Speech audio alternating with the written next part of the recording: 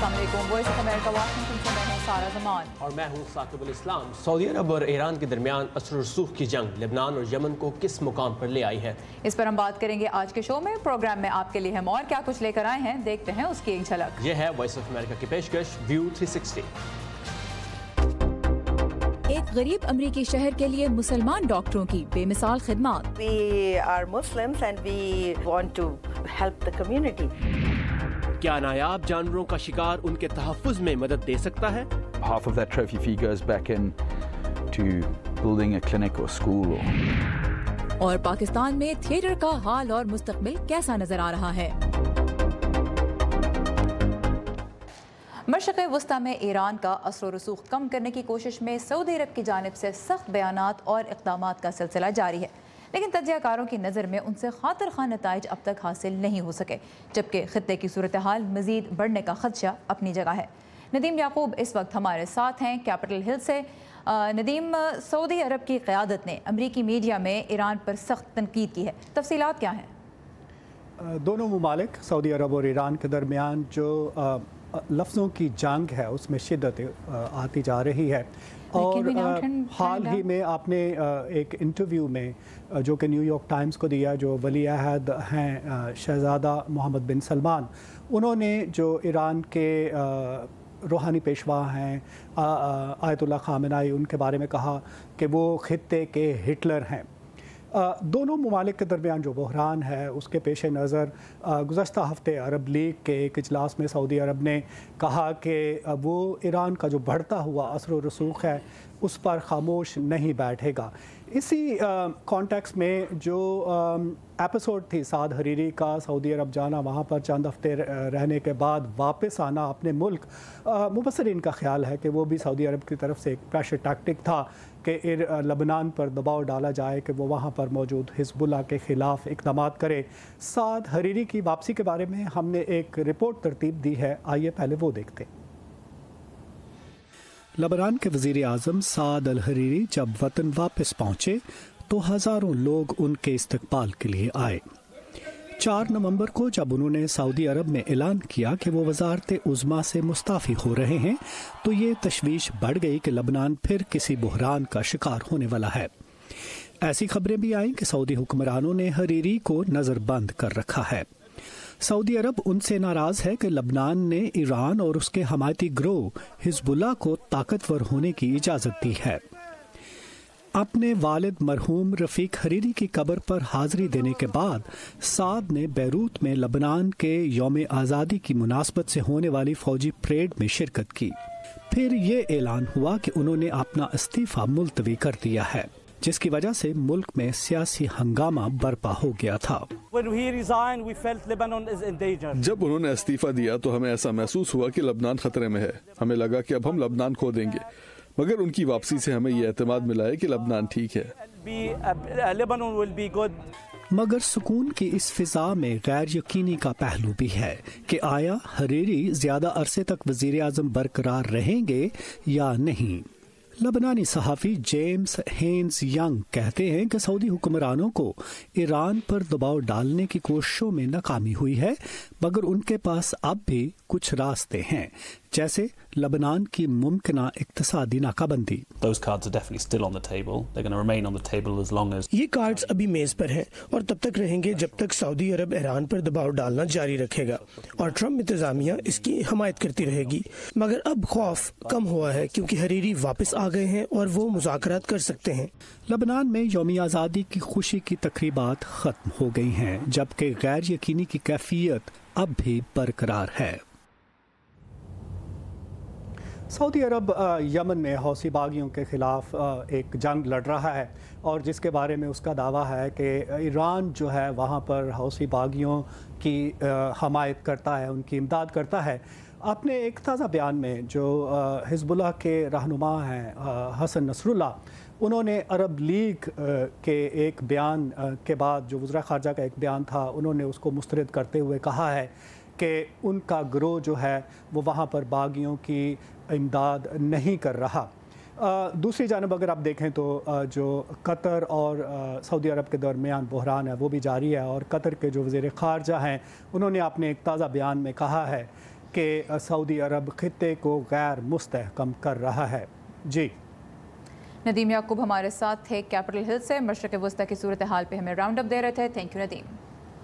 سعودی عرب کی قیادت میں 2004 سے یمن میں جنگ جاری ہے۔ اقوام متحدہ کے مطابق اس کے باعث اب یمن کو دنیا کے شدید ترین قحط کا سامنا بھی ہو سکتا ہے۔ سعودی عرب نے شہریوں تک خوراک پہنچانے کے راستے کچھ ہفتے بند رکھنے کے بعد دوبارہ کھولنے کا عندیہ تو دیا ہے، تاہم بین الاقوامی تنظیمیں خبردار کر رہی ہیں کہ غذائی قلت یمن میں لاکھوں لوگوں کی جان لے سکتی ہے۔ مزید تفصیلات اس رپورٹ میں۔ یمن میں ہوتی جنگجوؤں سے برسر پیکار سعودی سربراہی میں اتحادی افواج یمنی دارالحکومت کے بین الاقوامی صنعا انٹرنیشنل ایئرپورٹ پر حملہ کر چکی ہیں اور تمام بری، بحری اور ہوائی راستوں کو بند کر دیا گیا ہے۔ ان راستوں کو بند کرنے کا مقصد بقول سعودی عرب کے یمن میں ہوتی جنگجوؤں کے لیے ایران سے ہتھیاروں کی آمد و رفت روکنا ہے۔ بین الاقوامی تنظیموں کی طرف سے دباؤ کے باعث سعودی عرب راستے کھولنے کے لیے تو تیار ہو گیا ہے، لیکن وہ پورٹس اور ہوائی اڈے نہیں جو ہوتیوں کے کنٹرول میں ہیں۔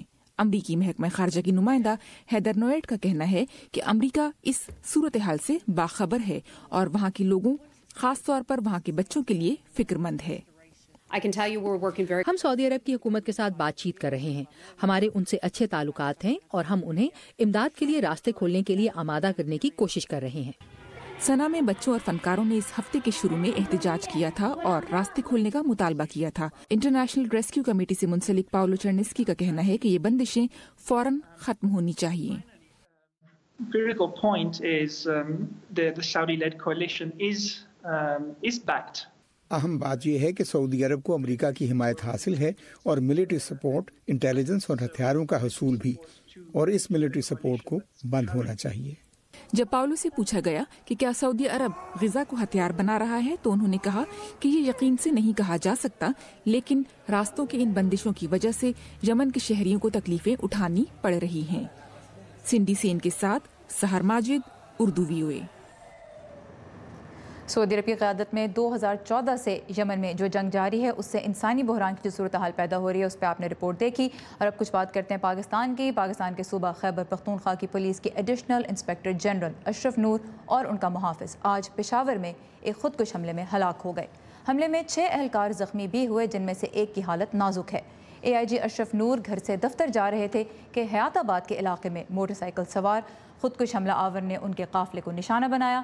ابتدائی تحقیقات کے مطابق اس حملے میں 15 سے 20 کلو گرام تک بارود استعمال کیا گیا تھا۔ حملے کی تحقیقات میں ہونے والی پیش رفت جاننے کے لیے آئیے ہماری ویب سائٹ urduvoa.com پر، جہاں پاکستان سمیت دنیا بھر میں موجود ہمارے رپورٹرز آپ کے لیے تازہ ترین خبریں، ویڈیوز اور تبصرے لے کر آتے ہیں۔ اور دوسری جانب امریکی محکمہ خارجہ نے پاکستان پر زور دیا ہے کہ جماعت الدعوہ کے امیر حافظ سعید کو گرفتار کیا جائے اور ان کو انصاف کے کٹہرے میں لایا جائے۔ دنیا بھر سے ملنے والی کچھ اور اہم خبریں آئیے دیکھتے ہیں ورلڈ ویو میں۔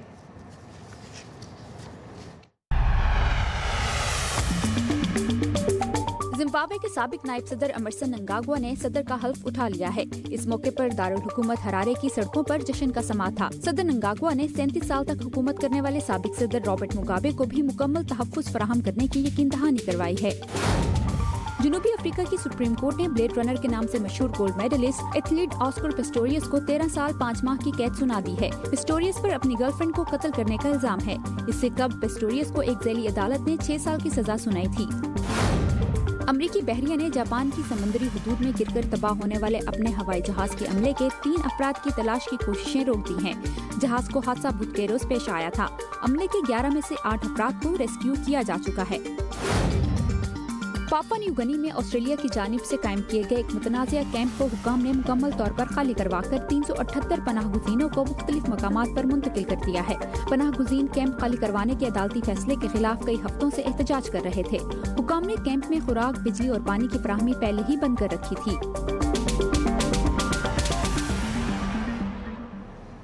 ٹرمپ انتظامیہ ان دنوں غور کر رہی ہے کہ آیا افریقہ میں ہاتھیوں کا شکار کرنے والے امریکیوں کو انعام کی شکل میں جانور کے کسی عضو کو اپنے ساتھ واپس لانے کی اجازت دی جائے یا نہیں۔ اور اسے ٹرافی ہنٹنگ بھی کہا جاتا ہے، اور اس طرح کے شکار پر اوباما انتظامیہ نے پابندی عائد کر دی تھی، لیکن اب ایک مرتبہ پھر یہ بحث شروع ہو گئی ہے کہ کیا نایاب جانوروں کے ایسے شکار سے جنگلی جانوروں کے تحفظ میں مدد ملتی ہے یا نہیں۔ फिलवक्त शौकिया अमरीकी शिकारियों को अफ्रीका में अपनी शिकार की हुई ट्रॉफी अमरीका लाने की इजाज़त नहीं। इस कानून पर नजरसानी की खबर गुज़िश्ता हफ्ते उस वक्त सामने आई जब अमरीकी महकमा fish and wild life service ने अपने एक बयान में जिम्बाब्वे और ज़ैम्बिया से ट्रॉफी लाने पर से पाबंदी हटाने का इंदिया दिया, मगर फिर सख्त रद्द-ए-अमल के बायस सदर और वज़ीर दाखिला ने ट्विटर पर पैगामात में कहा कि उन्हें हतमी फैसला करने से पहले जानवरों के तहफ़्फ़ुज़ के बारे में अदाद-ओ-शुमार पर नजरसानी करने की ज़रूरत है। साल 2015 में ट्रॉफी हंटिंग के प्रोग्राम पर आलमी सतह पर उस वक्त तनाज़ा खड़ा हुआ जब एक अमरीकी डॉक्टर ने मशहूर शेर सिसिल को हलाक कर दिया। बहुत से लोग ये बहस करते हैं कि कानूनी शिकार अफ्रीका के गरीब लोगों के लिए आमदन का बायस है और इसके साथ ये भी कयास किया जाता है कि क़वायद व ज़वाबित के नफाज को यकीनी बनाने के लिए मुनासिब तरीक़ाकार भी मौजूद हैं, मगर सिसिल की हलाकत से पता चलता है हकीकत में ये निज़ाम सही तौर पर काम नहीं कर रहा। बड़े जानवरों के शिकार के इखलाकी पहलुओं पर ट्रॉफी नामी एक फिल्म भी बनाई गई है जिसमें इस बात का जायजा लिया गया है कि कैसे शिकार की हामी सनत चंद फीसद शौकीन शिकारियों के लिए नायाब जानवरों की अफजाइश नस्ल में सरमायाकारी करती है, जबकि बाकी मानदा जानवर महफूज हो जाते हैं। जानवरों के बारे में ये ख्याल कुछ ऐसे ही है जैसे कहा जाए कि वही चीज जिंदा रहती है जिसमें फायदा होता है। क्या यही जवाब है? मुझे मालूम नहीं। मैं तो सवाल उठाना चाहता हूँ, मगर मेरा ख्याल है कि हमें इस मौजू पर जल्दी में फैसला नहीं करना चाहिए। गैर कानूनी शिकार के खिलाफ सरगर्म कारकुन क्रिस मूर कहते हैं कि बड़े जानवरों के कानूनी शिकार से अफ्रीका की मकामी कम्युनिटीज को रकम और गोश्त मुयस्सर आता है। ट्रॉफी से मिलने वाली फीस का निस्फ हिस्सा क्लिनिक या स्कूल की तामीर पर खर्च होता है। इस बारे में फैसले के लिए कमेटियां और ट्रस्ट मौजूद हैं। मगर जानवरों के तहफ़्फ़ुज़ के लिए काम करने वाली तंजीमें इस बात से मुतमईन नहीं कि लागत के मुकाबले में फ़वाइद ज्यादा हैं। तंजन मैं कहूँगी कि अगर जानवर जिंदा होते तो इन इलाकों की आमदन ज्यादा होती। ये इलाके सियाहत और ऐसे सयाहों से जो जंगल में जिंदा जानवरों को देखना चाहते हैं कहीं ज्यादा पैसे कमा सकते हैं। ट्रंप इंतजामिया का कहना है कि हाथियों की ट्रॉफी हंटिंग के बारे में फैसला आइंदा चंद हफ्तों में किया जाएगा। एलिजाबेथ चर्निफ की रिपोर्ट के साथ अमान अजहर, उर्दू VOA।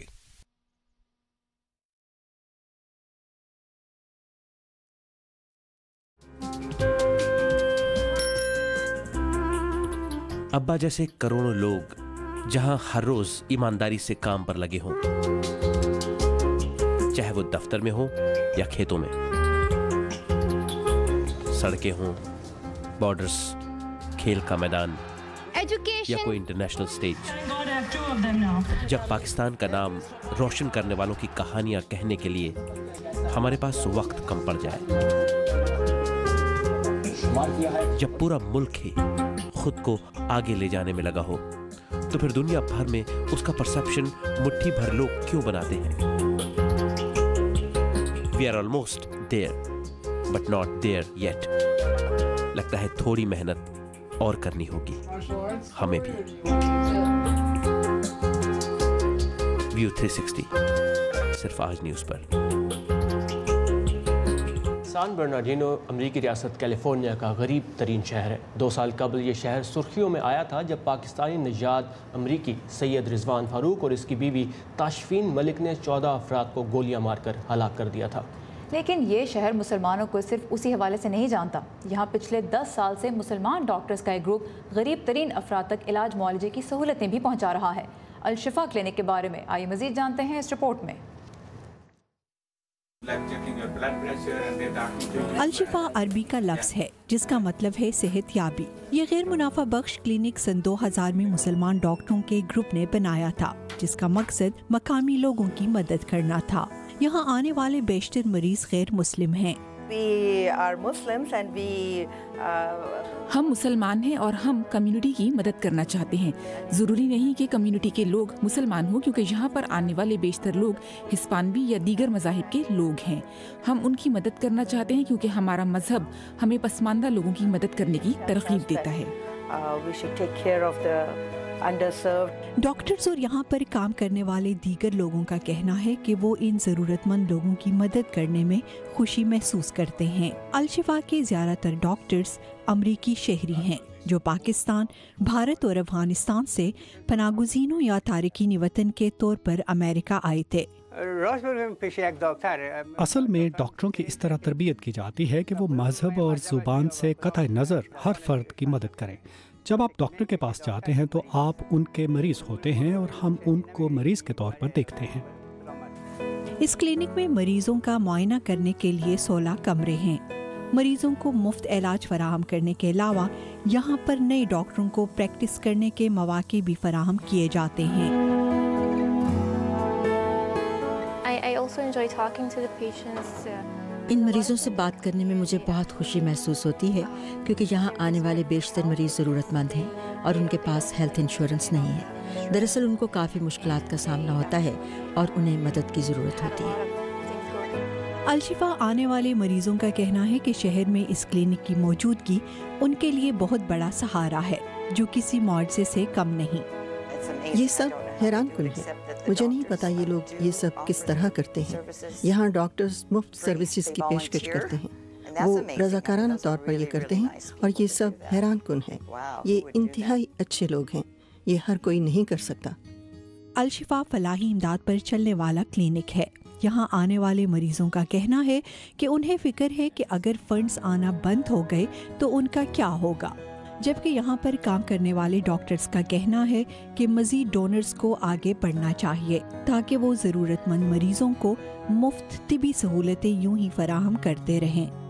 मोहम्मद हबीब ज़ादा के साथ शहनाज नफीस, उर्दू VOA। और अब बात कुछ हॉलीवुड की, जहां के प्रोड्यूसर्स के लिए चीन एक पुरकशिश मार्केट बन चुका है। दूसरी जानिब चीनी सरमायाकार भी अमेरिकी फिल्म इंडस्ट्री में मौके तलाश कर रहे हैं, लेकिन इन बढ़ते हुए ताल्लुकात के बारे में खदशात का इजहार भी किया जा रहा है। मज़ीद तफसीलात इस रिपोर्ट में।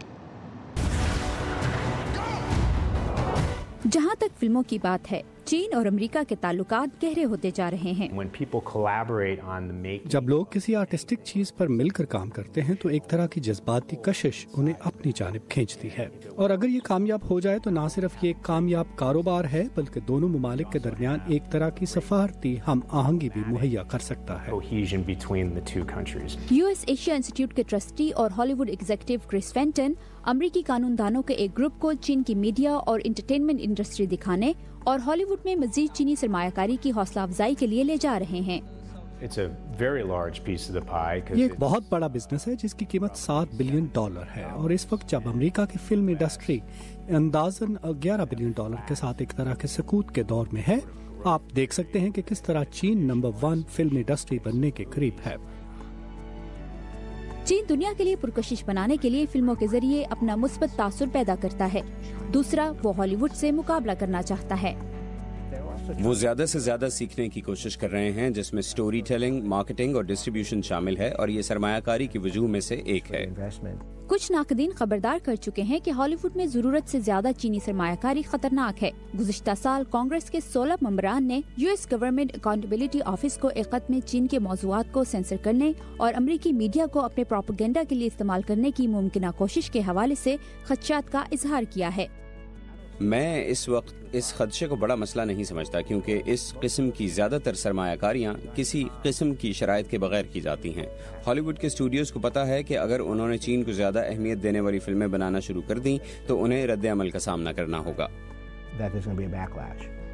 स्टैनले के मुताबिक चाहे ये फिल्में चीन की मुस्बत अक्कासी करें, बीजिंग की इन सॉफ्ट पावर की मदद से दुनिया में अपने तासुर को बेहतर बनाने की कोशिश रहेगी। वकीलों और इंसानी हुकूक के कारकुनों को गिरफ्तार करना या हांगकांग और थाईलैंड से लोगों को अगवा करना, ये तमाम चीजें चीन के तासुर को मुतासिर कर रही हैं। इससे कोई फर्क नहीं पड़ता कि वो कितने पैसे खर्च कर रहे हैं। लेकिन इंडस्ट्री लेवल पर चीन बेहतर फिल्में बनाने और मार्केटिंग सीखने के जरिए हॉलीवुड के साथ ताल्लुकात का फायदा उठा रहा है। इस वक्त हॉलीवुड के लिए अच्छा कारोबार का मतलब है चीन को बॉक्स ऑफिस में शामिल करना। एलिजाबेथ ली के साथ वर्दा खलील, उर्दू VOA।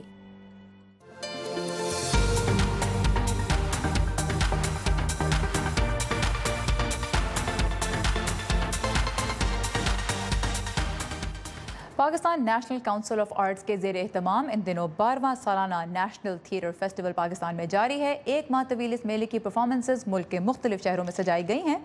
इस्लामाबाद में होने वाले थिएटर फेस्टिवल में चलते हैं नासिर महमूद के साथ और जानते हैं कि फनकार इस शोबे का क्या हाल और मुस्तकबिल देख रहे हैं।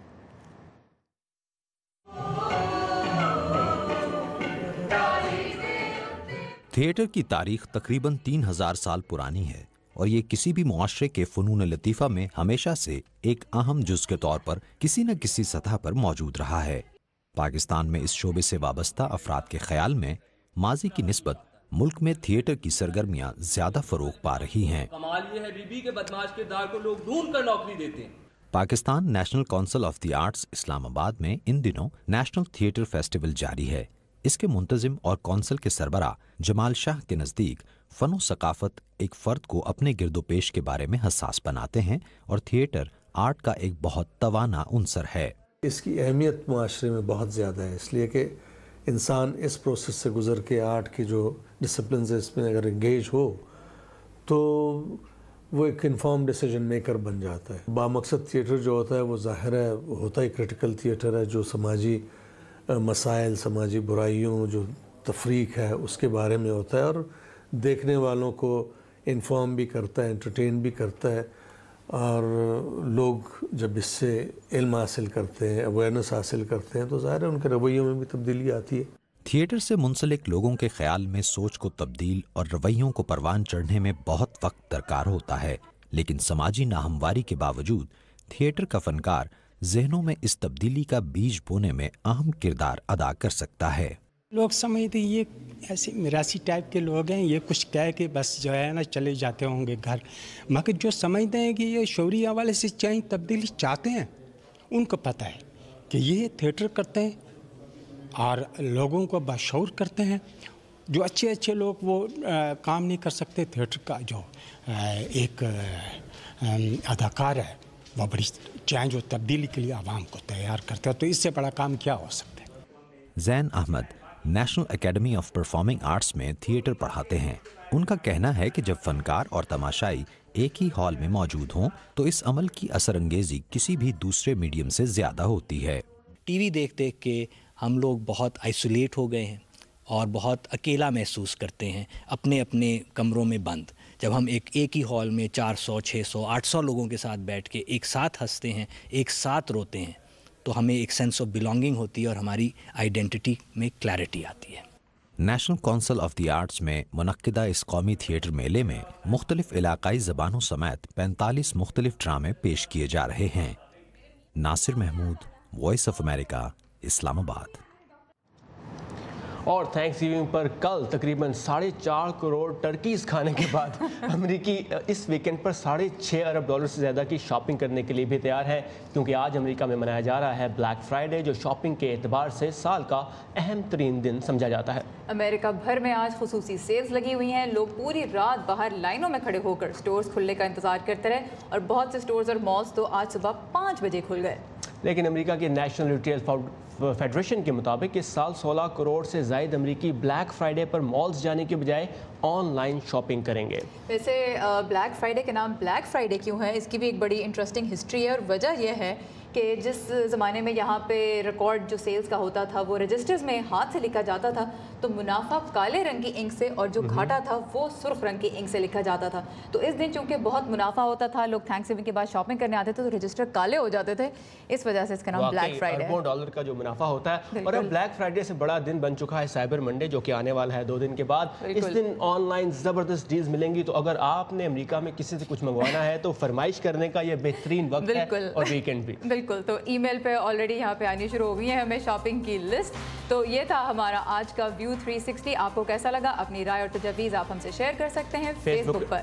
فیس بک ایڈریس ہے facebook.com/VOA اردو، اور ہمارا ٹویٹر ہینڈل ہے @UrduVOA۔ سارا زمان اور ثاقب الاسلام کو اجازت دیجیے، خدا حافظ۔